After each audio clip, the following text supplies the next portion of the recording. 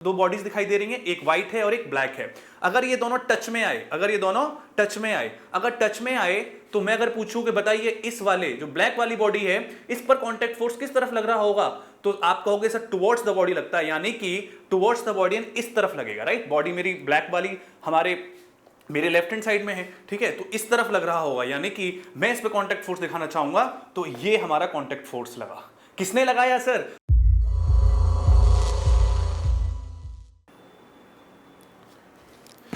Hello dear students, कैसे हैं आप लोग? I hope all of you are doing well at your places. I Kuldeep Singh once again welcome you all to this beautiful सा channel of smart achievers. जैसा कि आप लोगों को पता होगा कि इस यूट्यूब चैनल के माध्यम से हम और हमारी पूरी की पूरी डेडिकेटेड टीम आप लोगों के कॉन्सेप्ट्स को स्ट्रॉन्ग करने के लिए एक कॉन्सेप्ट बूस्टर नाम की सीरीज चलाती है। आज मैं आप लोगों के लिए फिजिक्स का एक बहुत ही इंपॉर्टेंट चैप्टर, इनफैक्ट जहां से एक्चुअल में फिजिक्स स्टार्ट होती है या कहिए डायनामिक्स स्टार्ट होती है, which is the Newton's laws of motion, उसका लेक्चर नंबर 2 लेकर के आया हूं। और आप लोगों को पता होगा कि इससे पहले लेक्चर नंबर 1 ऑलरेडी आ चुका है, जिसमें कि मैंने introduction to the Newton's laws of motion की बात करी थी। मैंने बताया था कि कैसे हम लोग फोर्सेस नाम की एक चीज है जो कि किसी भी बॉडी की स्टेट को चेंज करती है। स्टेट क्या होती है वो डिफाइन किया गया है, उसके बाद फोर्सेस क्या करते हैं वो बताया गया। एक इंट्रोडक्टरी लेक्चर से पहले मैंने ले चुका हूं। अब आज के इस लेक्चर में हम फिर से न्यूटन्स लॉज ऑफ मोशन के क्वेश्चंस को स्ट्रॉन्ग करने के लिए, कॉन्सेप्ट को और अच्छे से समझने के लिए हम जानेंगे कि एक्चुअली में फोर्सेस कौन कौन से होते हैं, किस किस डायरेक्शन में लगते हैं, कौन कौन लगाता है, राइट। तो आज के सेशन में चलिए शुरू करते हैं और देखते हैं कि हमको एक्चुअली में जानना क्या है। ठीक बात है, तो चलिए देखते हैं कि आज हमारा टारगेट क्या है। आज बेसिकली हम सिर्फ फोर्सेस के बारे में बात करेंगे। फोर्सेस के बारे में बात क्यों करेंगे? क्योंकि सर जो न्यूटन्स लॉज ऑफ मोशन है उसमें हमें लास्ट लेक्चर से ये पता है कि forces are the responsible to change the state of a body. और स्टेट क्या थी आपको याद होगा, मैंने आपको बता दिया था लास्ट लेक्चर में। जिन लोगों ने लास्ट लेक्चर नहीं देखा है वो कृपया करके लास्ट लेक्चर जरूर देखें। किसी भी बॉडी की जो स्टेट होती है, स्टेट, वो फिजिकल स्टेट की बात कर रहा हूं, वो दो स्टेट बताई गई थी। एक तो उसकी वेलोसिटी 0 हो, एक इसकी वेलोसिटी कांस्टेंट हो। तो ये दोनों ही स्टेट जो हैं बॉडी की फिजिकल स्टेट है, state of rest and state of uniform motion. लेकिन फोर्स एक ऐसा फैक्टर था, एक पुश और पुल है जो इन दोनों ही स्टेट को चेंज करता है। कितने टाइप से चेंज हो सकते हैं, स्पीड अप होगी, स्पीड डाउन होगी, डायरेक्शन चेंज होगी, वो सारी की सारी बातें मैंने लास्ट लेक्चर में करी हैं। लेकिन आज में जो फोर्स कॉमनली यूज होते हैं उन फोर्सेस को वन बाय वन आपको एक एक करके समझाऊंगा। जिससे होगा क्या कि क्योंकि जो कॉम्प्लिकेटेड क्वेश्चन आता है जिसमें कि मल्टीपल फोर्सेस एक साथ काम कर रहे होते हैं, जब तक आपको हर एक फोर्स के बारे में नहीं पता है तब तक आप उस क्वेश्चन को इजीली टैकल नहीं कर पाओगे। तो कोई भी दिक्कत वाली बात है नहीं। यहां पर आज के इस लेक्चर में मैं आप लोगों को बताने वाला हूं कि भाई साहब ये वेट क्या होता है, क्योंकि सबसे ज्यादा यूज होता है वेट। बिल्कुल जिस भी ऑब्जेक्ट के पास मास है उस पर वेट लगता ही लगता है। कौन लगाता है, कैसे लगाता है, अभी बात करेंगे। बेसिक आइडिया आपको है, नॉर्मल रिएक्शन, टेंशन और स्प्रिंग फोर्स। ये भाई साहब आपके 4 फोर्सेस हैं जो इस चैप्टर में बहुत ज्यादा यूज होते हैं। अगर आपने इनको अलग अलग करके अच्छे से पढ़ लिया, समझ लिया, तो मैं मानता हूं कि आपका पूरा का पूरा चैप्टर बहुत ही आसान हो जाएगा। क्योंकि अगर आपके बेसिक्स स्ट्रॉन्ग हो जाते हैं, किसी भी जो हमारी बिल्डिंग है उसकी जो नींव होती है अगर वो स्ट्रॉन्ग हो जाती है तो बिल्डिंग भी अच्छी खड़ी होती है। यस और नो? तो इसीलिए ये मान के चलिए कि ये बैकग्राउंड है और इसी पर हमारी जो न्यूटन्स लॉज ऑफ मोशन की आगे की जो इमारत खड़ी होने वाली है, जिसपे कि हम उसमें कोई सा भी क्वेश्चन आने वाले टाइम में, जेईई मेंस का हो, नीट का हो, उसको बहुत शानदार तरीके से सॉल्व कर सके, उसके लिए इस लेक्चर को हमें बहुत ही ध्यान से सुनना होगा, समझना होगा। और मैं तो आपसे कहूंगा कि आप इसके लिए जरा नोट्स भी बनाएंगे। आप अपना पेन और कॉपी लेकर के बैठिए, मैं एक एक करके आप लोगों के सामने ये फोर्सेस एक्सप्लेन करूंगा, बताऊंगा और साथ ही साथ कुछ कुछ छोटे छोटे इलस्ट्रेशंस भी करके दिखाऊंगा। ठीक बात है, स्टार्ट करें।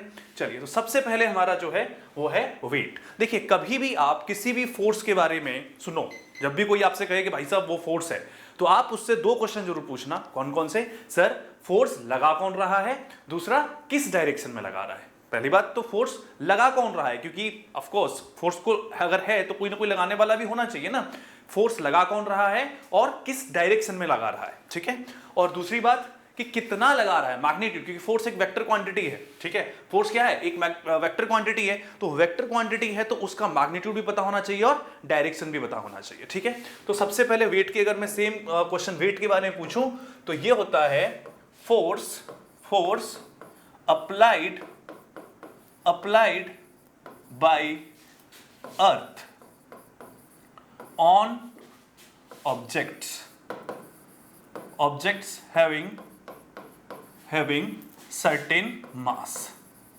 भाई साहब मास होना जरूरी है ऑब्जेक्ट के पास, यानी कि जिस भी ऑब्जेक्ट के पास है, क्लास 9th में आपको पता है कि जिस भी ऑब्जेक्ट के पास मास है उस पर अर्थ जो है एक वर्टिकली डाउनवर्ड डायरेक्शन में फोर्स लगाती है, जिसे हम उसका वेट कहते हैं। बिल्कुल क्लियर है। मान लो मैंने आपसे कहा कि भाई साहब हमारे पास में ये अर्थ का सरफेस है, इस पर एक मास m का ऑब्जेक्ट रखा हुआ है, तो बताना इसका वेट कितना होगा। तो आपने कहा कि सर इस पर अर्थ जो है लेट्स से मैं यहां पर अर्थ को ड्रॉ कर रहा हूं और ये अर्थ का सेंटर है, ये अर्थ का सेंटर है, तो अर्थ इसके ऊपर, ये मैं इसका मास का सेंटर पॉइंट मान रहा हूं, तो इस पर अर्थ वर्टिकली नीचे की तरफ कितना फोर्स लगाएगी, इसके वेट के बराबर, जो कि कितना होगा mg। ये किसने लगाया, अर्थ ने। तो इस पर कौन सा फोर्स लग रहा है, mg, यानी कि जिस भी ऑब्जेक्ट के पास मास है उसके ऊपर एक अर्थ फोर्स लगाती है, जिसे हम उसका वेट कहते हैं। और ये वेट जो होता है हमेशा directed towards the centre of the earth होता है, directed towards the centre of the earth कह लो, या फिर वर्टिकली डाउनवर्ड्स कह लो। क्या कह सकते हैं, वर्टिकली डाउनवर्ड्स, ठीक बात है। अच्छा अब एक बात बताओ, मान लो कोई ऑब्जेक्ट है, ये अर्थ का सरफेस है, वो अर्थ के सरफेस से थोड़ा सा ऊपर है, वो अर्थ के सरफेस पर सिचुएटेड नहीं है, लेकिन उसका मास m है, उसका मास m है। ये यहां पर मान लो हमने किसी भी तरीके से रखा हुआ है, सिचुएट कर रखा है, लेट्स सो मैंने कोई इस टाइप से एक स्ट्रिंग से इसको बांध के लटकाया हुआ है, ठीक है, सरफेस पर नहीं है, सरफेस से ऊपर है। क्या अब भी अर्थ फोर्स लगाएगी, डेफिनेटली सर अब भी लगाएगी, यानी कि इसके ऊपर अभी भी mg फोर्स लग रहा होगा, ठीक है। अगर मास है तो ये अर्थ के सरफेस पर रखा हुआ है या सरफेस से ऊपर है, ठीक है। जहां जहां पर acceleration due to gravity g है, वहां पर इसके ऊपर वेट mg वर्टिकली डाउनवर्ड्स लगता ही रहेगा। ये बात हमको बहुत ही क्लियर तरीके से पता होनी चाहिए। तो जो सबसे पहला फोर्स आप समझते हुए जानते हो वो है हमारा वेट, या फिर हम उसको जो है force applied by the earth on the objects बोलते हैं, और ये हमेशा वर्टिकली डाउनवर्ड्स लगता है, ठीक है। अच्छा एक छोटी सी सिचुएशन देता हूं कि आपको ना बहुत ज्यादा दिखाई देगा कि कई बार इस टाइप से एक इंक्लाइंड प्लेन आएगा, ठीक है, इंक्लाइंड प्लेन किसी थीटा पर लगा हुआ होगा और वहां पर ना ऑब्जेक्ट कुछ इस हिसाब से रखा हुआ होगा, ठीक है, ऑब्जेक्ट कुछ इस हिसाब से रखा हुआ है। अब मैं इस पर आपसे पूछूं कि बताओ इसका वेट किधर लग रहा है, इसका जो वेट है वो किस तरफ लग रहा है। तो सर वेट तो अभी भी वर्टिकली डाउनवर्ड ही लगेगा, यानी कि वेट की डायरेक्शन आप हमेशा, बिल्कुल कोई कंफ्यूजन नहीं होनी चाहिए, towards the centre of the vertically downward. Weight के लिए बिल्कुल क्लियर कॉन्सेप्ट रखना है। अगर मास दिखाई दे सीधा आंख बंद करो, सबसे पहला काम क्वेश्चन के अंदर जो करना है वो ये है कि उस पर वेट आप वर्टिकली डाउनवर्ड डायरेक्शन में दिखा दो। एक फोर्स तो ये डेफिनेटली रहता है जो कि ऑब्जेक्ट के मास की वजह से होता है। कौन लगाता है सर, अर्थ लगाती है। क्या मेरी बात यहां तक क्लियर है सभी को? क्या मेरी बात सभी को यहां तक क्लियर है कि वेट क्या है? Force applied by the earth on the object having certain mass. Direction क्या है? डायरेक्शन भी आप लिख लो यहां पर, वर्टिकली डाउनवर्ड, वर्टिकली डाउनवर्ड, ठीक है। अच्छा तो ये आप लोगों के सामने पता है। अच्छा अगर मैं आपसे कह दूं मैं mg का फोर्स लगा हुआ है किस पर, जो भी मास m का ऑब्जेक्ट है, ये बात आपको क्लियर है, इसमें कोई भी दिक्कत वाली बात मुझे नहीं लग रहा कि आपको होनी चाहिए। एज सिंपल एज दैट, ठीक है। अब हम बाकी की जो भी चीजें करेंगे ना उसमें ये वेट इंक्लूड करते चले जाएंगे, ठीक है, क्योंकि ध्यान रहे एक जो चीज समझते जाएंगे उसको आगे वाले सेशन में यूज करेंगे। तो ये था हमारे वेट के बारे में कहानी। चलिए अब हम बात करते हैं जो नेक्स्ट हमारा है, that is normal reaction. Normal reaction is one of the important force, I am telling you, इसको समझना बहुत ही ज्यादा इंपॉर्टेंट है। नॉर्मल रिएक्शन, सबसे पहले तो इसके बारे में बता दूं क्या मैं, ये क्या है, ये कांटेक्ट फोर्स है। कैसा फोर्स है? Contact force. Sir contact force क्या होते हैं? अरे भाई जब दो बॉडीज एक दूसरे के कांटेक्ट में आती हैं, और बॉडीज कांटेक्ट में आने का मतलब क्या, उनके सरफेस कांटेक्ट में आते हैं। तो जब उनके सरफेस कांटेक्ट में आते हैं तो उनके कांटेक्ट में आने की वजह से सरफेस के ऊपर जो फोर्स लग रहे होते हैं उन्हें कांटेक्ट फोर्स कहते हैं। तो ये कांटेक्ट फोर्स है। क्या ये पूरा कांटेक्ट फोर्स यही है? क्या ये पूरा कांटेक्ट फोर्स यही है? जैसे कि मैं आप लोगों को अभी बताऊं कि लेट्स से मेरे पास में अभी ये है एक this is box and this is the remote of the AC. अब ये अभी एक दूसरे के से दूर दूर हैं तो कोई कॉन्टैक्ट फोर्स नहीं लग रहा है इनके बीच में, लेकिन जैसे ही इन दोनों की सरफेस को टच कराया जाएगा तो क्या अब इनके बीच में कॉन्टैक्ट फोर्स लग रहा है? सर बिल्कुल लग रहा है भाई, दोनों के सरफेस अलग अलग, कोई फोर्स नहीं, लेकिन जैसे ही इनको टच कराया तो इनके बीच में कॉन्टैक्ट फोर्स लग रहा है। तो सर नॉर्मल रिएक्शन क्या है? नॉर्मल रिएक्शन जो इनके बीच का कॉन्टैक्ट फोर्स है ना, उसका एक कॉम्पोनेंट है। कौन सा कॉम्पोनेंट है? Perpendicular component. Perpendicular component, perpendicular component of contact force, of contact force. मतलब सर पैरेलल कंपोनेंट भी होता है कि? हाँ बिल्कुल होता है, फ्रिक्शन बोलते हैं उसे, हम बिल्कुल अलग डेडिकेटेड लेक्चर में कवर करेंगे। फिलहाल समझिए परपेंडिकुलर कंपोनेंट। परपेंडिकुलर सर किसके? अरे भाई साहब कांटेक्ट सरफेसेस के, कांटेक्ट सरफेसेस के। ये कैसा फोर्स है? कांटेक्ट फोर्स है, perpendicular component of the contact force कह सकते हैं। और अब हम जो है किसके परपेंडिकुलर होता है? जो सरफेस एक दूसरे के कांटेक्ट में होते हैं, ठीक बात है। अच्छा अब ये सर फोर्स हमें इतना पता है कि अगर ये कांटेक्ट से आता है तो क्या दोनों बॉडीज पर लगता है? डेफिनेटली ये फोर्स दोनों बॉडी, क्योंकि दो बॉडी कांटेक्ट में आएंगी तभी तो कांटेक्ट फोर्स लगेगा, तो इस पर भी लगेगा और इस पर भी लगेगा। लेट्स से मेरा हाथ, अगर एक बॉडी ए है बॉडी बी है, ये दोनों टच में आए तो बॉडी ए यानी मेरे इस हाथ पर भी कांटेक्ट फोर्स लग रहा है और इस पर भी लग रहा है, तो क्या डायरेक्शन होती है? तो ये हमेशा आपका होगा, डायरेक्शन की बात कर रहा हूं, ये तो पहले हमें पता चल गया है क्या। डायरेक्शन क्या होती है? इसकी हम कह सकते हैं टुवर्ड्स द ऑब्जेक्ट। बेटा आप इसको ना बिल्कुल लिखते जाएंगे, शॉर्ट नोट्स में आपके बनवा रहा हूं साथ ही साथ में कि एक्चुअली किस तरफ से इसके डायरेक्शन होती है। डायरेक्ट टुवर्ड्स द ऑब्जेक्ट होगी हमेशा, मतलब टुवर्ड्स द ऑब्जेक्ट। अभी बताऊंगा अभी कैसे। और मैग्नीट्यूड की बात करें तो sir magnitude depends upon the situation. Magnitude की अगर कोई पूछे कि सर मैग्नीट्यूड क्या होता है, डिपेंड्स अपॉन द सिचुएशन। अभी मैं आप लोगों को यह भी बताऊंगा अलग अलग सिचुएशन में कैसे कैसे मैग्नीट्यूड वेरी करता है। Depends upon the situation, situation पर डिपेंड करता है भाई साहब। कैसे? देखिए सबसे पहले जो मैंने यहां पे लिखा उसको डायग्राम के थ्रू मैं आपको समझाने की कोशिश करता हूं। मान लो बेटा हमारे पास में ये अर्थ का सरफेस है और इस पर ये मास m रखा हुआ है। मास m का ब्लॉक है, ये आराम से रखा हुआ है, सिचुएटेड है। तो अभी इस पर कौन सा फोर्स लग रहा होगा? सर इससे पहले अभी हमने क्या पढ़ा था? वेट तो डेफिनेटली लग रहा होगा। हाँ वेट लग रहा होगा, ओके mg।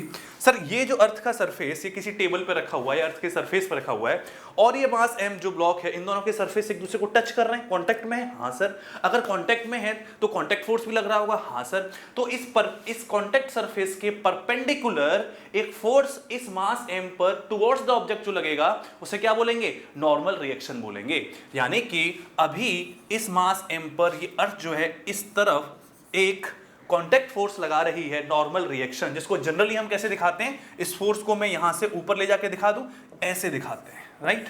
ये जस्ट मैंने पैरेलल शिफ्टिंग करी है। टुवर्ड्स द ऑब्जेक्ट है, लगाता कौन है? दूसरा ऑब्जेक्ट लगाता है। और एक और बात बता दूं आपको, फोर्स हमेशा पेयर में आते हैं, हालांकि न्यूटन्स थर्ड लॉ है, हम उसको डिस्कस करेंगे तो और डिटेल में बताऊंगा। अगर इसने इस पर नॉर्मल रिएक्शन n लगाया, किसने? इस टेबल ने ब्लॉक पर नॉर्मल रिएक्शन n लगाया, तो ये ब्लॉक भी टेबल पर वापस नॉर्मल रिएक्शन n लगा देगा। बात समझ में आ रही है? ये क्या है? नॉर्मल रिएक्शन बेसिकली फोर्स है, कांटेक्ट फोर्स है, और कांटेक्ट फोर्स का परपेंडिकुलर कंपोनेंट है। लगता किस डायरेक्शन में? Always perpendicular to the contact surface लगता है। जिस भी ऑब्जेक्ट पे लगाना हो उसकी तरफ ही लगाते हैं। लगाता कौन है? दूसरा ऑब्जेक्ट लगाता है। क्या मेरी बात क्लियर हुई? जैसे कि फिर से अगर मैं बात करूं, अगर मैं पूछूं कि ये सर आपको सर दो बॉडीज दिखाई दे रही हैं, एक व्हाइट है और एक ब्लैक है। अगर ये दोनों टच में आए, अगर टच में आए तो मैं अगर पूछूं कि बताइए इस वाले जो ब्लैक वाली बॉडी है, इस पर कांटेक्ट फोर्स किस तरफ लग रहा होगा? तो आप कहोगे सर टुवर्ड्स द बॉडी लगता है, यानी कि टुवर्ड्स द बॉडी इस तरफ लगेगा, राइट। बॉडी मेरी ब्लैक वाली मेरे लेफ्ट हैंड साइड में है, ठीक है, तो इस तरफ लग रहा होगा, यानी कि मैं इस पे कांटेक्ट फोर्स दिखाना चाहूंगा तो ये हमारा कांटेक्ट फोर्स लगा। किसने लगाया सर? जो बॉडी दूसरी इसके सरफेस में, यानी कि इस व्हाइट वाले बॉडी ने, इस व्हाइट वाले रिमोट ने इस पर लगाया। अच्छा सर ठीक है, क्या इस व्हाइट वाले पे भी लगेगा कांटेक्ट फोर्स? बिल्कुल लगेगा। कितना लगेगा सर? उतना ही लगेगा जितना इस ब्लैक वाले पर लगा। लगाया किसने? व्हाइट वाले ने। और व्हाइट वाले पे कौन लगाएगा? ब्लैक वाला। कितना? किस तरफ लगाएगा? इस तरफ, टुवर्ड्स द बॉडी, यानी कि इस तरफ लगा देगा। ये हमारा कांटेक्ट फोर्स होगा। अब इस तरफ लगा देगा, यानी जो भी दो बॉडी एक दूसरे के टच में आएंगे वो एक दूसरे के ऊपर कांटेक्ट फोर्स डेफिनेटली लगाते हैं। उसका परपेंडिकुलर कंपोनेंट को अगर मैं काउंट करूं, सिर्फ पैरेलल को थोड़े टाइम के लिए भूल जाऊं, तो मुझे नॉर्मल रिएक्शन बनता है। जैसे कि अब मैं आपको बताता हूं कि लेट्स से मेरे पास में फिर वही सिचुएशन कि एक इंक्लाइन प्लेन है, ये किसी थीटा पर है और यहां पर फिर से मैंने एक मास m रख दिया, राइट। इसका मास m है, ओके। अभी कौन सा फोर्स लग रहा था सर? इससे पहले आपने बताया था हमको कि इस पर लगेगा एक ग्रेविटेशनल फोर्स जो कि वर्टिकली डाउनवर्ड, मैं ऐसे बना दूंगा mg, ओके। अब ये देखो जरा, ये हमारा प्लेन है, ये प्लेन का सरफेस और ये मास m इसके ऊपर ऐसे रखा हुआ है, तो इन दोनों का जो कॉन्टेक्ट सरफेस ये वाला है ना, कॉन्टेक्ट सरफेस ये वाला है। अब ये वाला कॉन्टेक्ट सरफेस है तो इसके परपेंडिकुलर लगेगा मास m पर नॉर्मल रिएक्शन, इसके perpendicular and towards the mass, यानी कि ऊपर की तरफ लग रहा होगा। ये नॉर्मल रिएक्शन ऐसे आ जाएगा इस पर। बात समझ में आई? ओके। तो सर क्या ये नॉर्मल रिएक्शन जब मास m पे किसने लगाया? मैंने कहा इस इंक्लाइंड प्लेन ने लगाया। तुमने बोला कि ठीक है सर, तो क्या अब ये मास m जो है ये भी लगाएगा इंक्लाइंड प्लेन पे? मैंने कहा बिल्कुल लगाएगा, बिल्कुल लगाएगा। तो ये भी इस पर एक नॉर्मल रिएक्शन लगाता, इतनी दूर नहीं लगाता, वहीं लगा रहे होते हैं, पर आपको समझाने के लिए बस मैं बता रहा हूं। यानी कि जब भी दो बॉडी एक दूसरे के टच में, एक दूसरे कॉन्टेक्ट में है, तो उनके जो कॉन्टेक्ट सरफेस है उसके परपेंडिकुलर लगने वाला फोर्स, वो हमें कहते हैं उसको नॉर्मल रिएक्शन। ठीक बात है। अच्छा, एक सिचुएशन और मैं आपसे अगर पूछूं कि लेट्स से हमारे पास में एक रिजिड बॉल है, ये एक रिजिड बॉल है, ऐसे ऐसे ऐसे ऐसे ऐसे ऐसे, ठीक है। इस पर मैंने एक ब्लॉक को इस हिसाब से, जिसका कि कुछ मास m है और कोई फोर्स लेट्स से F लगा करके, कोई force F let's say 10 Newton का लगा करके इसको प्रेस कर रखा है अगेंस्ट द वॉल। मैंने इस तरीके से इसको प्रेस कर रखा है अगेंस्ट दी वॉल। अगर मैंने इसको प्रेस कर रखा है तो अब भी देखो दो ऑब्जेक्ट्स कांटेक्ट में हैं एक दूसरे के, ऑफ कोर्स हैं, दोनों के सरफेस कांटेक्ट में, यस ऑफ कोर्स हैं, इनके बीच सर अभी भी नॉर्मल रिएक्शन लग रहा होगा? मैंने कहा बिल्कुल लग रहा होगा, राइट, बिल्कुल लग रहा होगा नॉर्मल रिएक्शन। अब किस डायरेक्शन में लगेगा? मैंने कहा टेंशन ही मत ले, सिर्फ नॉर्मल रिएक्शन की डायरेक्शन के लिए उस कॉन्टेक्ट सरफेस के परपेंडिकुलर चल। किसके? कॉन्टेक्ट सरफेस के परपेंडिकुलर। तो यहां पर देखा कि सर कॉन्टेक्ट सरफेस ये है, इसके परपेंडिकुलर डायरेक्शन यानी कि ये हमारा नॉर्मल रिएक्शन इस टाइम इस पर लग रहा होगा। ठीक है। अब ये बॉडी इक्विलिब्रियम में है। देखो इक्विलिब्रियम लास्ट टाइम मैंने बता दिया था, आज मैं यूज करूंगा इस कॉन्सेप्ट को। इक्विलिब्रियम का मतलब होता है कि बॉडी के ऊपर नेट फोर्स अगर जीरो है तो उसे हम कहते हैं बॉडी इक्विलिब्रियम में है। बात समझ में आ रही है? और ये भी आपको पता है कि इक्विलिब्रियम का मतलब या तो बॉडी रेस्ट पर रहेगी या फिर यूनिफॉर्म मोशन कर रही होगी, अपनी वेलोसिटी चेंज नहीं करेगी। ठीक है। अभी मैं ये अगर कह दूं कि देख मैंने 10 न्यूटन का फोर्स लगा करके मास m के ब्लॉक को दीवार के अगेंस्ट प्रेस कर रखा है, ब्लॉक गिर नहीं रहा है, ब्लॉक गिर नहीं रहा है, तो इसमें मुझे ये बता कि इस टाइम पर नॉर्मल रिएक्शन की वैल्यू क्या होगी? अगर ब्लॉक स्टेशनरी है, ब्लॉक गिर नहीं रहा है, तो what would be the value of normal reaction? तुम कहोगे सर अगर ब्लॉक स्टेशनरी है यानी कि अब इसमें एक बात क्लियर है कि फोर्स बराबर है आपस में, यस और नो? फोर्स बराबर है। अगर ये गिर नहीं रहा है तो फोर्स बराबर है, तो इसका मतलब ये होगा कि सर यहां पर हमारा, अगर मैं इसके ये वाली जो डायरेक्शन है हॉरिजॉन्टल डायरेक्शन, इसका इक्विलिब्रियम अगर लूंगा तो इस मास m पर एक तो फोर्स लग रहा है 10 न्यूटन का, जो कि किस डायरेक्शन में लग रहा है? इस डायरेक्शन में। और सर दूसरा फोर्स और कौन सा लग रहा है? नॉर्मल रिएक्शन, जो कि कौन लगा रहा है मास m पर? ये वॉल लगा रही है। किस तरफ लगा रही है सर? इस तरफ लगा रही है, इस तरफ, जिसकी वैल्यू है लेट्स से n। तो n की वैल्यू कितनी हो जाएगी? 10 न्यूटन हो जाएगी। बात समझ में आई कि नहीं आई? बात समझ में आई कि नहीं आई? मतलब इस तरीके से जो है हम लोग सिचुएशन को एनालाइज करते हैं, सिर्फ देखते हैं कि कहां कांटेक्ट है। देखो जैसे जैसे मैं बोल रहा हूं सिर्फ वैसे वैसे सुनते जाओ, समझते जाओ, एक एक चीज क्लियर हो जाएगी कि फोर्सेस को एक्चुअली में किस तरीके से लगाना है, कौन से फोर्स की क्या मीनिंग है, कौन लगा रहा है, उसका मैग्नीट्यूड कितना है। मैग्नीट्यूड इसका डिपेंड्स अपॉन द सिचुएशन, अलग अलग सिचुएशन में अलग अलग आएगा। जैसे कि चल मैं तेरे से पूछ लेता हूं, यहां पर अगर मैं पूछूं कि बता भाई यहां पर नॉर्मल फोर्स की वैल्यू क्या है, तो सर देखो यहां पर भी ये ब्लॉक स्टेशनरी है, यहां पर भी मैंने कह दिया कि स्टेशनरी है, और यहां पर भी मैंने कह दिया स्टेशनरी है, यानी कि इक्विलिब्रियम में है। ठीक है, इक्विलिब्रियम में है, फाइन। तो अब यहां पर सिंपली अगर मैं पूछूं what is the value of the normal reaction, normal reaction कोई बात नहीं सर, n की वैल्यू mg के बराबर हो जाएगी। यहाँ पे n की वैल्यू mg के बराबर हो जाएगी। ठीक बात है। यहाँ पर पूछो तो यहाँ पर कितनी होगी सर? यहाँ पर अगर पूछना है तो कोई दिक्कत नहीं है सर, mg ये थीटा है तो mg के थोड़े से कंपोनेंट करने पड़ेंगे। एक कंपोनेंट इधर आता है, एक कंपोनेंट इधर आता है। ये वाला जो कंपोनेंट होता है ये mg cos थीटा होता है, और ये वाला जो अलोंग दी प्लेन होता है ये mg sin थीटा होता है। और नॉर्मल रिएक्शन और mg cos थीटा एक दूसरे के वर्टिकली अपोजिट हैं, बॉडी इक्विलिब्रियम में है, मतलब दोनों फोर्स आपस में बराबर हैं। तो यहां से नॉर्मल रिएक्शन की वैल्यू mg cos थीटा हो जाएगी। यस और नो? और यहाँ पर सर नॉर्मल रिएक्शन की वैल्यू 10 न्यूटन के बराबर हो जाएगी। जितने फोर्स से आपने प्रेस कर रखा है उतना ही नॉर्मल रिएक्शन लग रहा होगा। ऑब्वियसली अब इन सारी सिचुएशन में सिर्फ यही फोर्स थोड़ी लग रहे हैं। मैंने पूछा कि ये मैंने जो केस नंबर 2 बताया या केस नंबर 3 बताया, 2 और 3, ये लेट्स से 1 है, 1 में तो सिर्फ यही 2 फोर्स लग रहे हैं और कोई फोर्स नहीं लग रहा। 2 और 3 में क्या सिर्फ यही 2 फोर्स लग रहे हैं, नॉर्मल रिएक्शन एंड वेट? नहीं, यहां पर तुम देखोगे कि यहां पर सर अगर ये mg sin थीटा आ रहा है उसके बाद भी मैं कह रहा हूं कि बॉडी इक्विलिब्रियम में है, मतलब बॉडी के ऊपर की डायरेक्शन में भी कोई फोर्स लग रहा होगा। बॉडी के ऊपर न्यूटन फर्स्ट लॉ क्या था? न्यूटन फर्स्ट लॉ था कि कोई बॉडी इक्विलिब्रियम में अगर है इसका मतलब नेट फोर्स उस पर 0 है। ये लास्ट क्लास में मैंने बता दिया, इसलिए मैं यहां पर यूज कर सकता हूं ये सारी बातें, ठीक है। लास्ट जो लेक्चर उसमें उसको देखिए, उसमें बताया है मैंने कि अगर यहां पर जो हमारी बॉडी है अगर इक्विलिब्रियम में है, इस पर नेट फोर्स 0 होना चाहिए। तो नेट फोर्स 0 करने के लिए मैंने 2 डायरेक्शंस आप लोगों को बताई हैं, एक हॉरिजॉन्टल और एक वर्टिकल, एक हॉरिजॉन्टल और एक वर्टिकल। इन दोनों डायरेक्शंस में आप सारे फोर्सेस को तोड़ के ले आओ। और फोर्स को तोड़ना कैसे है? वेक्टर्स कंपोनेंट करके। वेक्टर कंपोनेंट करना वो भी बता रखा है, ठीक है। जैसे कि मान लो कोई भी फोर्स रहता है, कोई भी वेक्टर क्वांटिटी है, लेट्स से ये F है और ये एक एंगल बना रहा है थीटा इसके साथ, तो इसके 2 कंपोनेंट हो सकते हैं ना, एक F cos थीटा और एक F sin थीटा।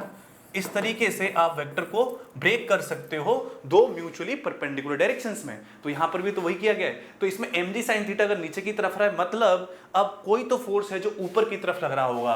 बिल्कुल सही बात है, लग रहा होगा बेटा, उसे फ्रिक्शन बोलेंगे। लेकिन अभी तुम्हें कंफ्यूज नहीं होना है, फ्रिक्शन के बारे में भी कुछ नहीं बताना चाह रहा मैं, तो बस तुम्हारी इंक्विजिटिवनेस को शांत करने के लिए कि अगर बॉडी इक्विलिब्रियम में है इसका मतलब उस पर चारों तरफ से जो फोर्स है उनका जो नेट है, रिजल्टेंट है, वो 0 है।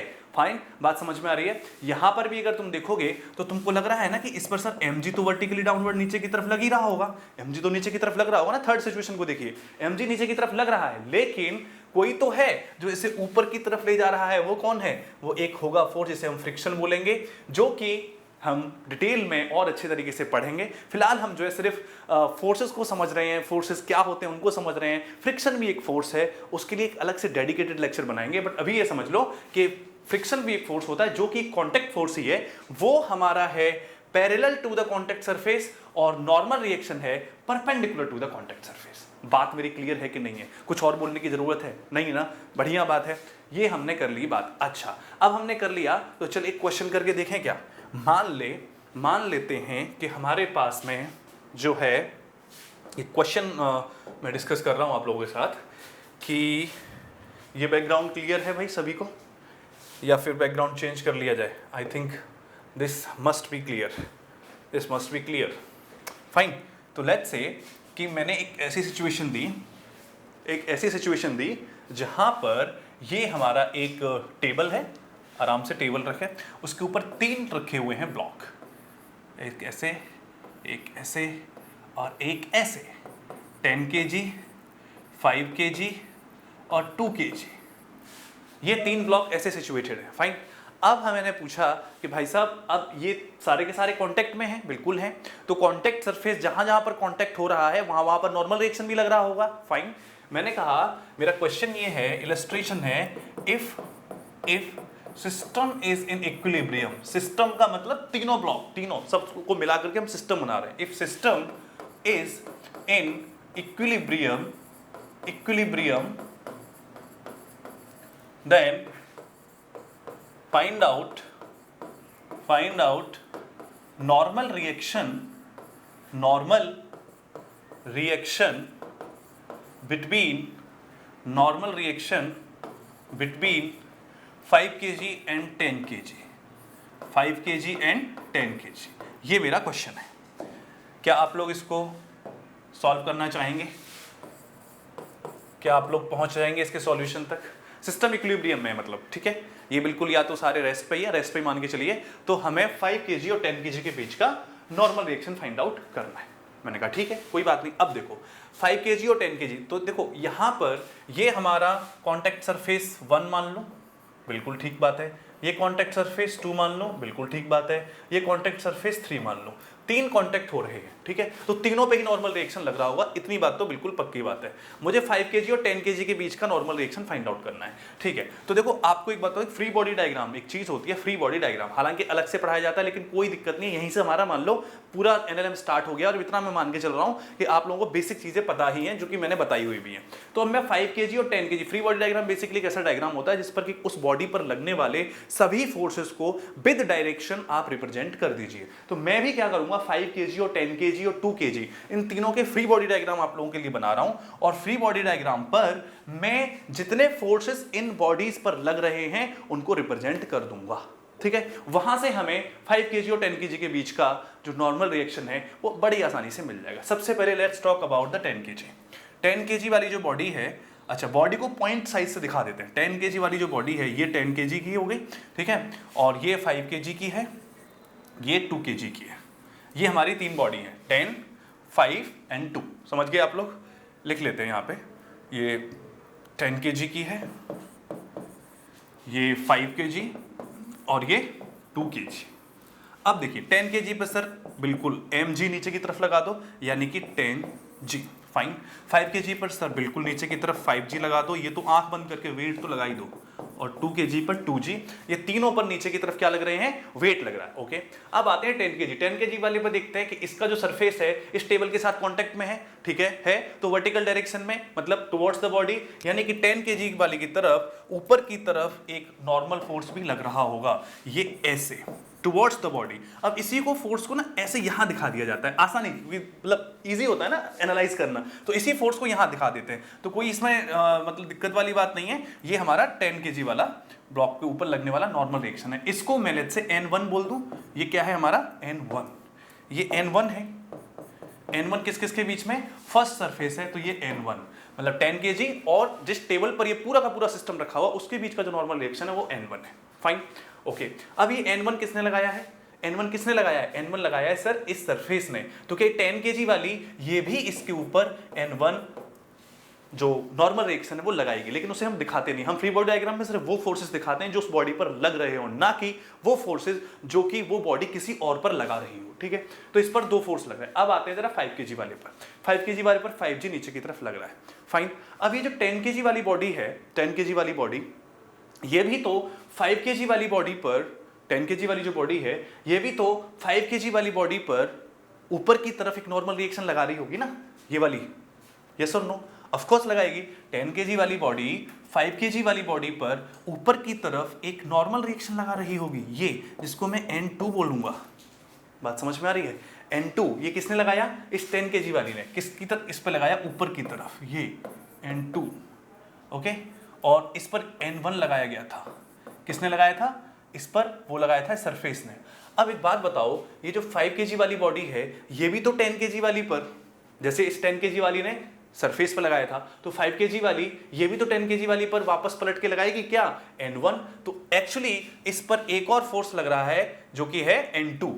N2 इज बेसिकली इसके बीच का है ना N2, तो N2 लग रहा है जो कि डाउनवर्ड होगा। ये 10 kg वाली ने लगाया N2 5 kg पर ऊपर की तरफ, तो ये जो है ये लगाएगी इस पर N2 नीचे की तरफ। बात समझ में आई? तो एक्चुअली 10 kg वाली पर दो नॉर्मल रिएक्शन लग रहे हैं, एक तो लग रहा है जो ये ग्राउंड लगा रहा है, और एक 5 kg वाली लगा रहा है। ग्राउंड किधर लगाएगा, ऊपर की तरफ, 5 kg वाला किधर लगाएगा, नीचे की तरफ। दिख रहे हो, ग्राउंड ऊपर की तरफ N1, और ये जो N2 आया है ये किसकी वजह से आया है, 5 kg की वजह से। और 5 kg वाली पर N2 ये किसने लगाया, 10 kg वाली ने ऊपर की तरफ। बात समझ में आ रही है? टुवर्ड्स द बॉडी, हमेशा नॉर्मल रिएक्शन क्या होगा, टुवर्ड्स द बॉडी होगा। और आगे की बात कर ले हम, उसके बाद में सर ये जो N2, ये अब आते हैं जरा 2 kg वाली पर। 2 kg वाली पर एक तो नीचे की तरफ लग रहा होगा, और ये 5 kg जो है ऊपर की तरफ इस पर N3 लगा रहा होगा, normal reaction 3 towards the body. लगा इधर रहा होगा लेकिन उसे मैं ऊपर दिखा रहा हूं, तो ये N3 लगा रहा होगा ऊपर की तरफ, फाइन। अब एक बात बताओ कि ये जो N3 है ये किसने लगाया, 5 kg वाले ने, किसकी तरफ, 2 kg की तरफ, टुवर्ड्स अपवर्ड। अब क्या ये जो हमारा 2 kg है ये शांत बैठेगा, ये भी तो 5 kg वाले पर एक वर्टिकली डाउनवर्ड फोर्स लगाएगा, लगाएगा कि नहीं लगाएगा, यानी कि इस पर भी एक फोर्स लग रहा होगा जो कि होगा टुवर्ड्स, यानी नीचे की तरफ, जो कि होगा N3।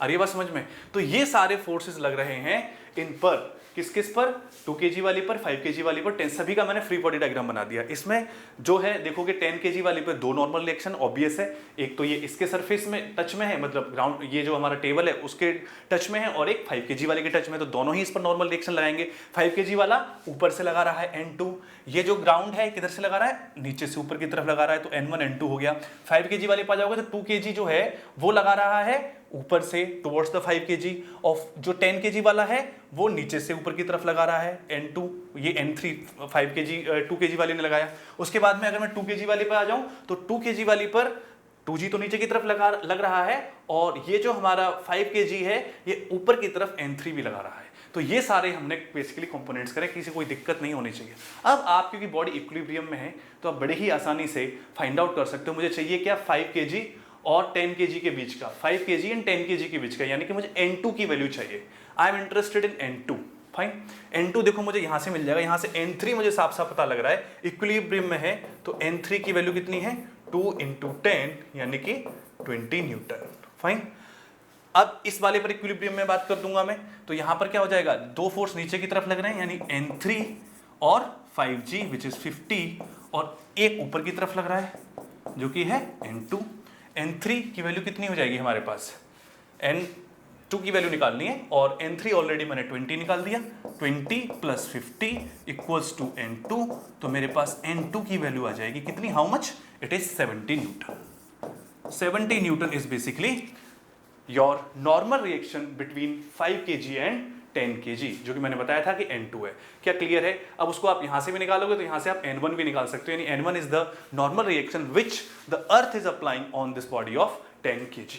बात समझ में आई? ये क्वेश्चन आई होप आप लोगों को समझ में आ गया होगा, इसी से आपने सारे कॉन्सेप्ट क्लियर हो जाएंगे नॉर्मल रिएक्शन के। नॉर्मल रिएक्शन के बारे में बस एक बात ध्यान रखनी है, क्या, it is always perpendicular to the surface, and जिस भी बॉडी पर लगेगा उस पर टुवर्ड्स द बॉडी लगेगा, टुवर्ड्स द बॉडी। ठीक है, सभी को ये बात क्लियर है?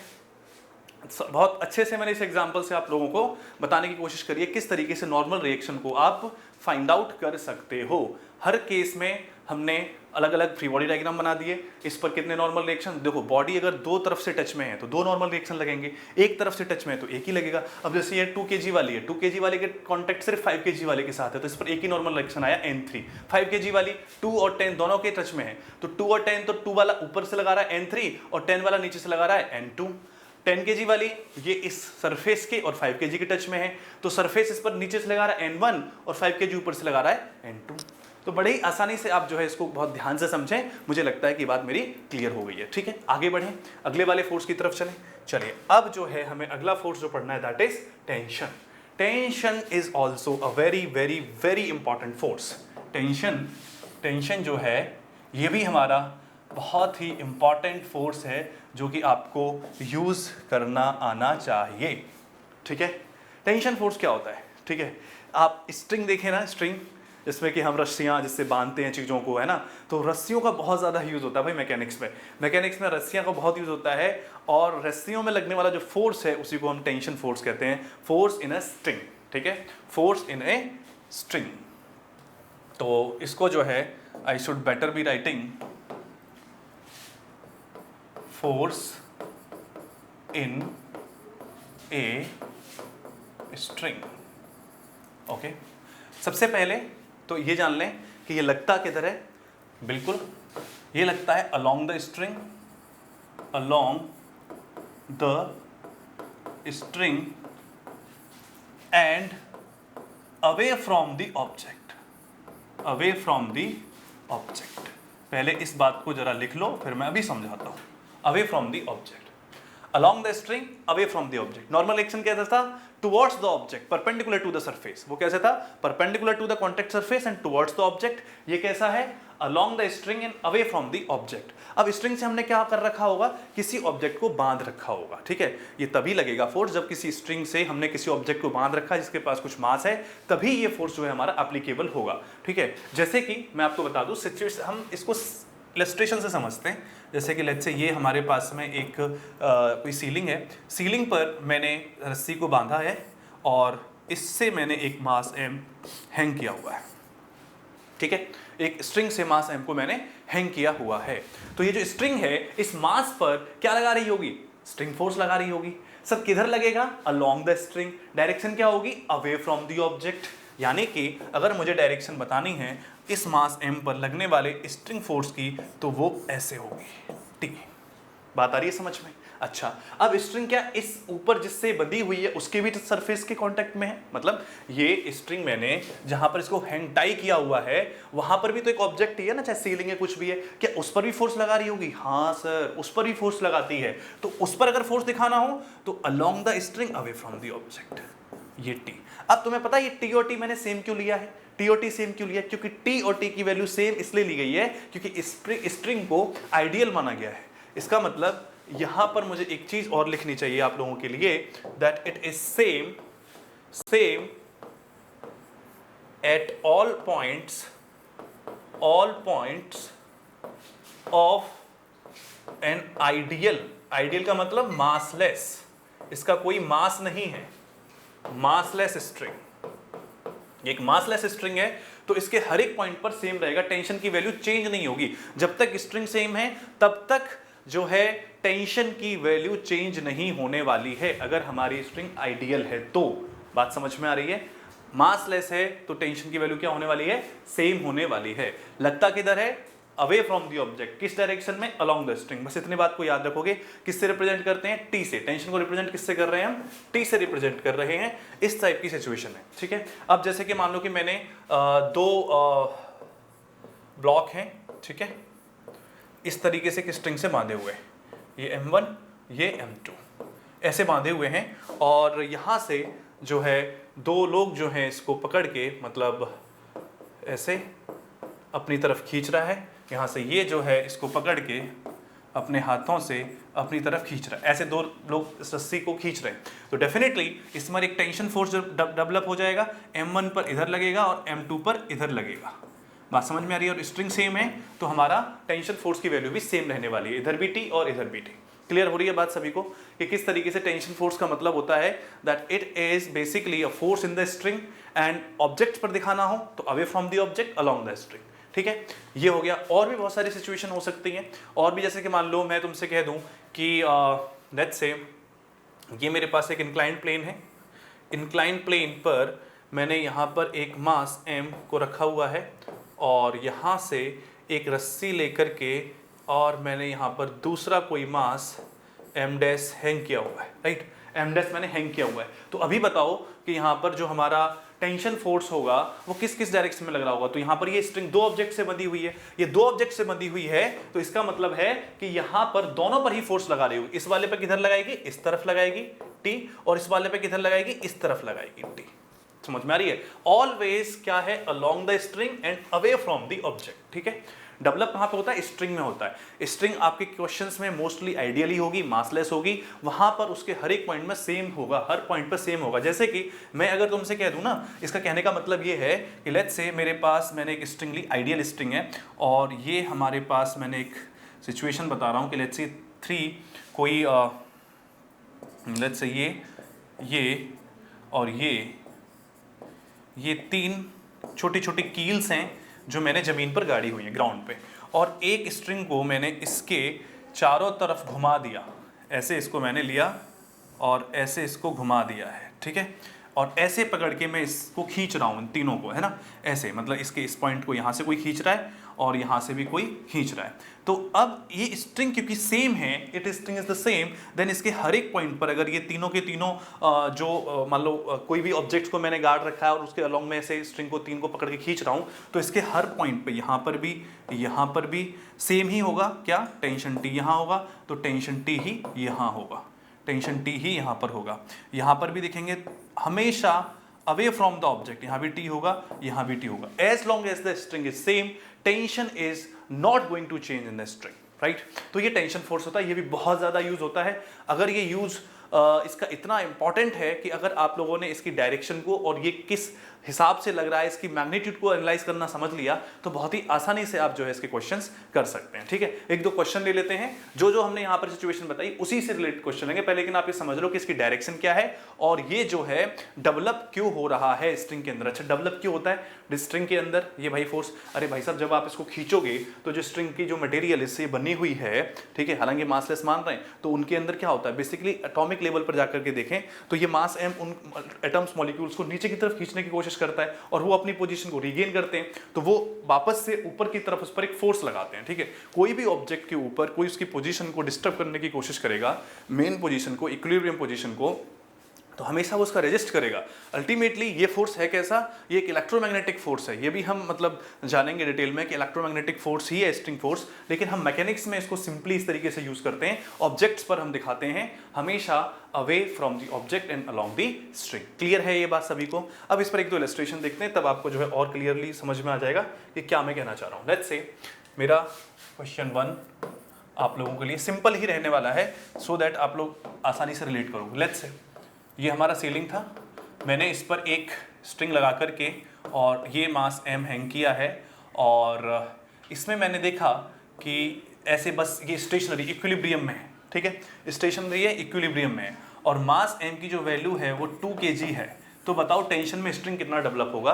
और ये स्टेशनरी है, बस हैंग किया हुआ है, तो स्ट्रिंग में डेवलप होने वाले टेंशन की वैल्यू आपसे पूछी जा रही है। तो टेंशन की वैल्यू पूछी गई, आसानी से बता सकते हैं, कोई दिक्कत नहीं है। कैसे सर? टेंशन को जरा बताओ। टेंशन T ऐसे ऊपर की तरफ होगा, बिल्कुल अवे फ्रॉम दी ऑब्जेक्ट। अच्छा, दूसरा सर इसका जो वेट है वो नीचे की तरफ लग रहा होगा, mg, दो फोर्स। अब ये इक्विलिब्रियम में यानी कि T और mg आपस में बराबर हैं, तो T इक्वल्स टू mg और m की वैल्यू है कितनी 2, g की वैल्यू 10, तो टेंशन की वैल्यू कितनी हो जाएगी 20 newton. As simple as that. ठीक बात है, तो इस तरीके से हम टेंशन कैलकुलेट करते हैं। टेंशन सिचुएशन पर डिपेंड करता है कि भाई क्या सिचुएशन है, उस पर डिपेंड करेगा। ठीक है, टेंशन की वैल्यू हर सिचुएशन में अलग अलग निकल के आएगी, है ना। जैसे कि वेट की वैल्यू मास अलग अलग होने पर अलग अलग होती है ना, वैसी टेंशन की वैल्यू भी अलग अलग हो जाएगी। जैसे कि अगला इलस्ट्रेशन में बताता हूँ वही वाली बात कि जैसे एक इंक्लाइंड प्लेन पर हमने रखा हुआ है एक मास को, इसका है लेट्स से 30 और ये मास जो है वो है हमारा 2 kg का।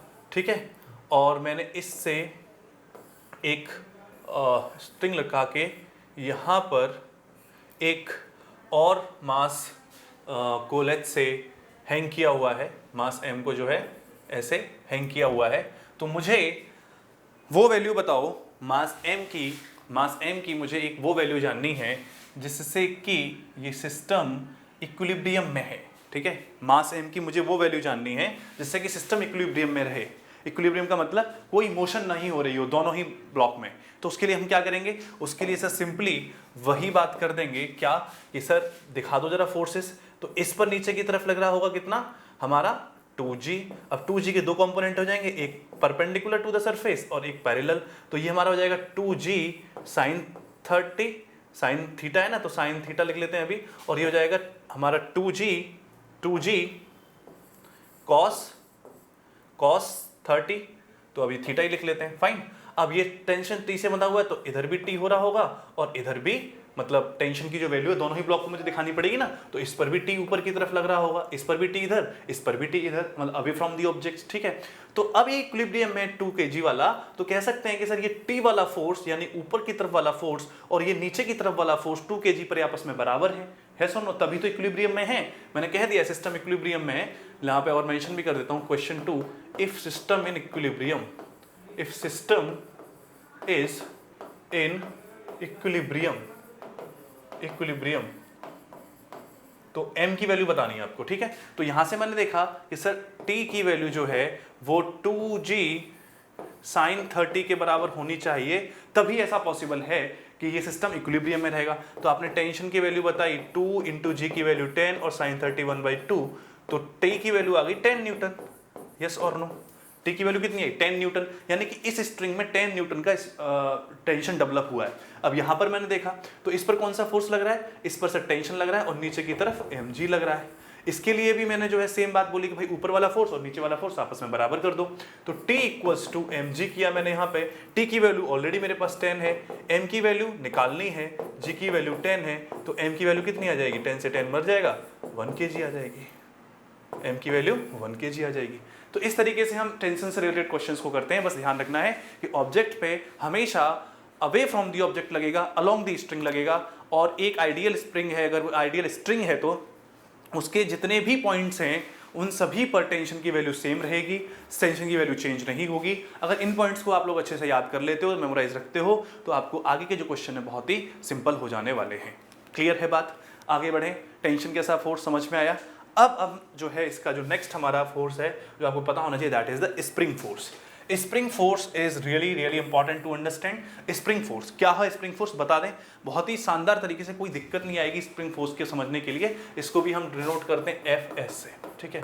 एक्चुअली क्या स्प्रिंग आप लोग जानते हो, देखे होगे ना स्प्रिंग, तो स्प्रिंग देखें कि नहीं देखें? अरे हाँ, बहुत सारे देखें।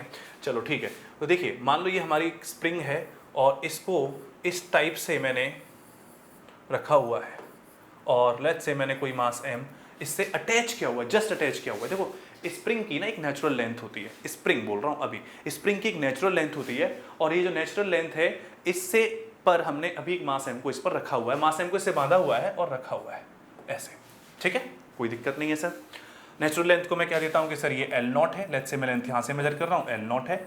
इसको ही हम इसकी मीन पोजीशन या इक्विलिब्रियम पोजीशन भी कहते हैं। अभी मास m को बांधा हुआ है, इस पर कोई फोर्स नहीं लग रहा, ठीक है। मैंने क्या किया कि थोड़ा सा इस मास m पर कोई फोर्स लगाया इस तरफ F एक्सटर्नल, और इसमें इससे एक इलोंगेशन आ गया स्प्रिंग में। किसमें? स्प्रिंग में इलोंगेशन आ गया और मास पहुंच गया यहाँ पर पहुंच गया मास। अब ये मास यहाँ पर पहुंचा तो आपको दिखाई दे रहा होगा कि स्प्रिंग जो है वो इलोंगेट हो चुकी है। कितनी इलोंगेट हुई है वो यहाँ से पता लग रहा है। सर ये यहाँ से लेट्स से डेल्टा x आगे बढ़ गई, ये हमारा x एक्सिस मान रहा था मैं इसको, तो इसकी जो इलोंगेशन हुआ है यहाँ पर इसकी पोजीशन मीन पोजीशन थी, यहाँ पर कोई इलोंगेशन नहीं है नेचुरल लेंथ पे, लेकिन यहाँ पर ये डेल्टा x इलोंगेट हुई। तो जब आप स्प्रिंग को खींचोगे तो स्प्रिंग खिंच जाने देगी खुद को? नहीं ना, कोई नहीं चाहता है कि उसको खींचे, ये उसका अपोज करती है, उसको रेजिस्ट करती है। और रेजिस्ट कैसे कर सकती है कि ये अपोजिट डायरेक्शन में एक फोर्स लगाए। तो ये जो है अपोजिट डायरेक्शन में इस पर ऐसे फोर्स लगाएगी जिसे हम एफ एस पी बोलेंगे, एफ स्प्रिंग फोर्स। और इसकी जो वैल्यू होती है, जो स्प्रिंग फोर्स होता है, स्प्रिंग फोर्स ये हमारा प्रोपोर्शनल होता है किसके? इलोंगेशन के या फिर कंप्रेशन के।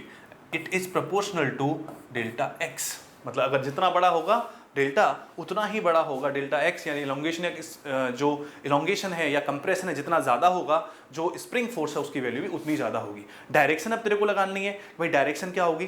तो अगर इसने इधर की तरफ इलोंगेट किया है तो ये अपोजिट डायरेक्शन में लगाएगा, इसलिए इसको हम ऐसे भी लिख लेते हैं F spring force equals to minus K x.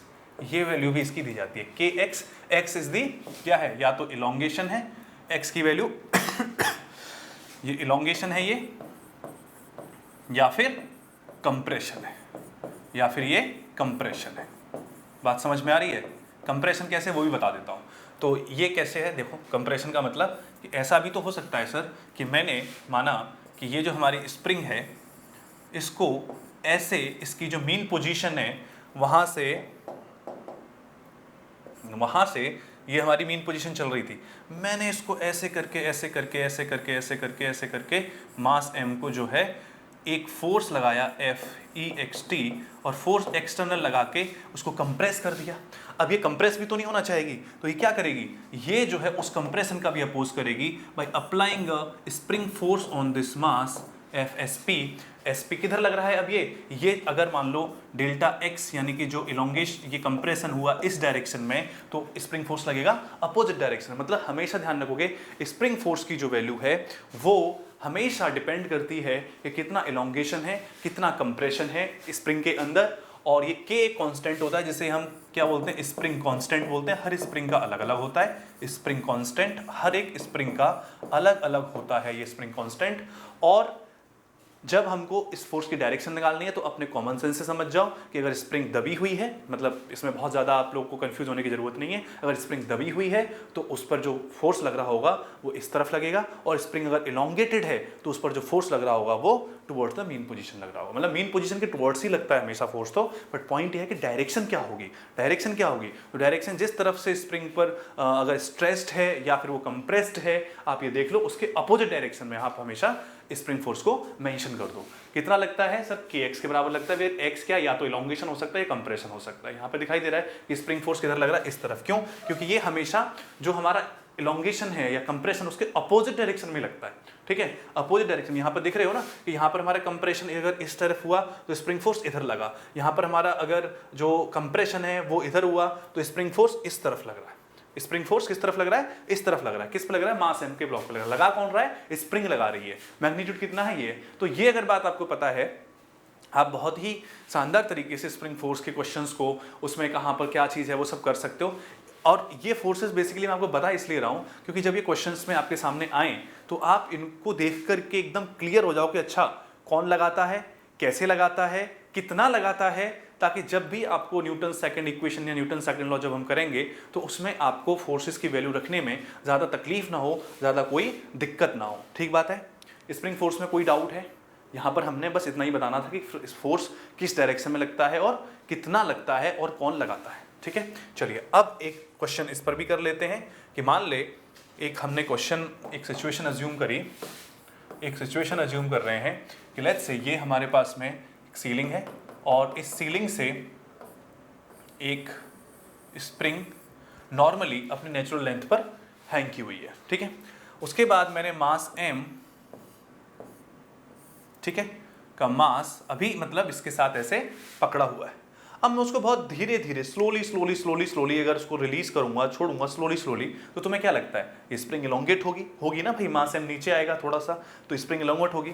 अगर मैं इसको स्लोली इलोंगेट कर रहा हूं, if m is released slowly then find out the elongation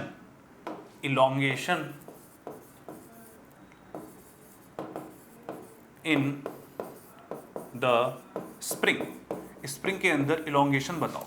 ठीक है, तो यहां पर अगर मैं देखूं तो यहां पर भी तुम देखोगे कि ये डायग्राम कुछ इस हिसाब से हो जाएगा, स्प्रिंग इलोंगेट होगी और मास लेस से कुछ यहां पर आ जाएगा।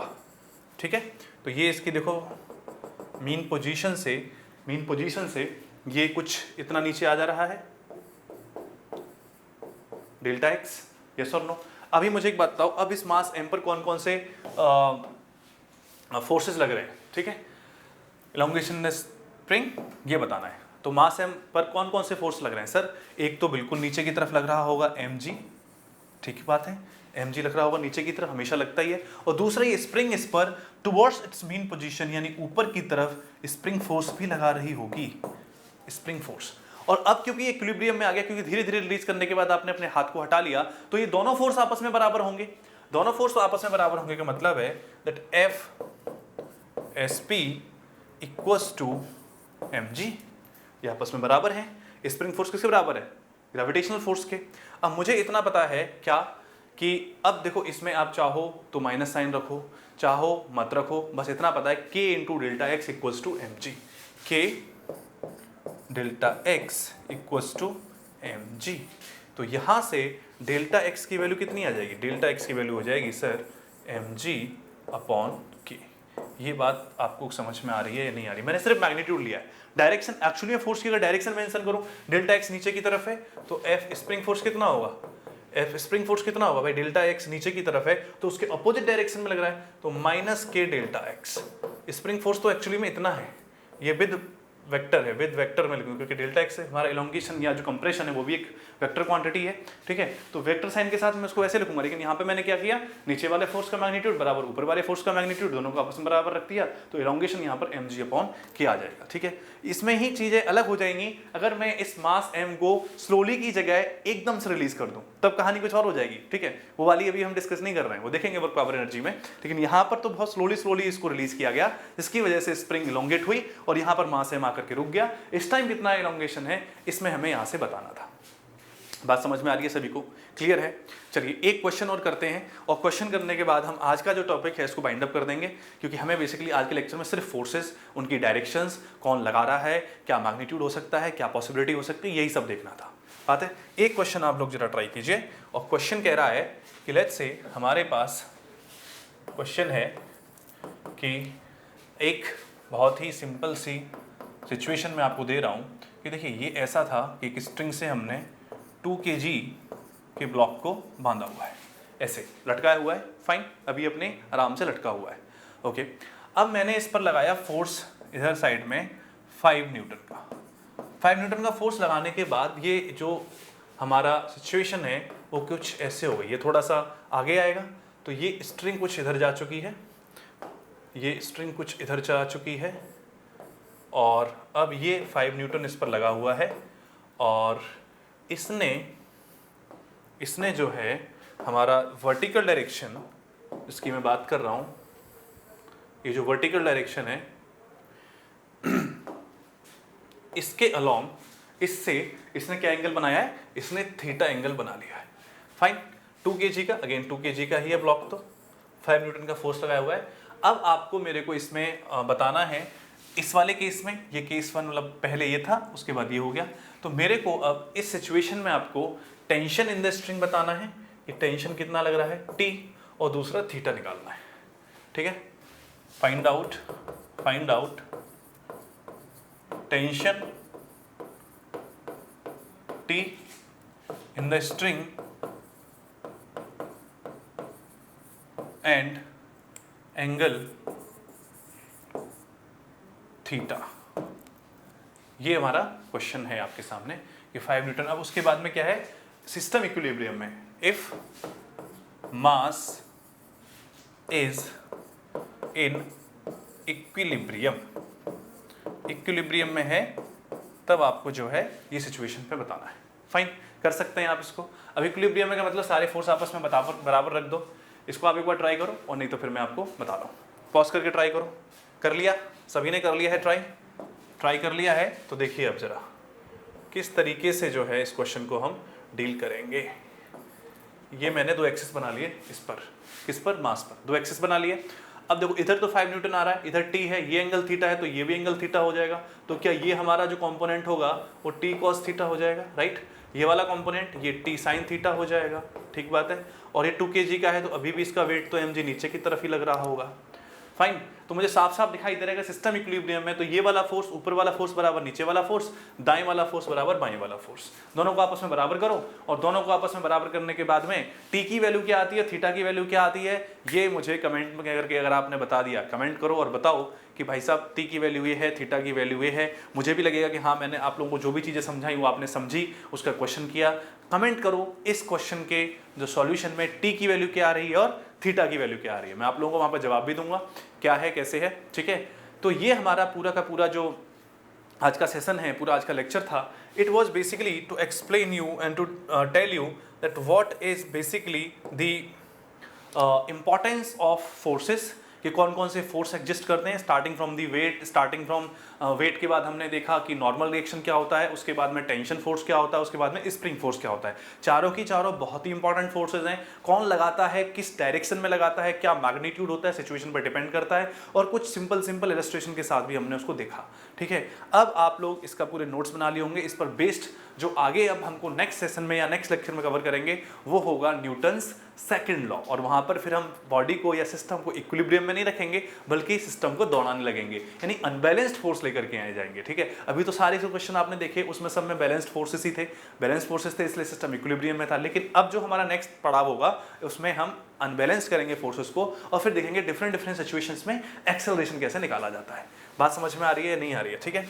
तो ये आप लोग जो है अच्छे से इसको लेक्चर को नोट्स बनाए होंगे, उम्मीद करता हूँ। आप बढ़िया तरीके से, शानदार तरीके से पढ़ते रहिए और इसी तरीके से देखते रहिए, और चैनल को सब्सक्राइब कीजिए, आपका अपना प्यार दीजिए, जिससे कि हमें आपको और भी अच्छा कंटेंट और भी सारी चीज़ों को पहुंचाने के लिए एक ऊर्जा मिलती रहे, और हम हमेशा आप लोगों के लिए इसी तरीके से काम करते रहें। धन्यवाद।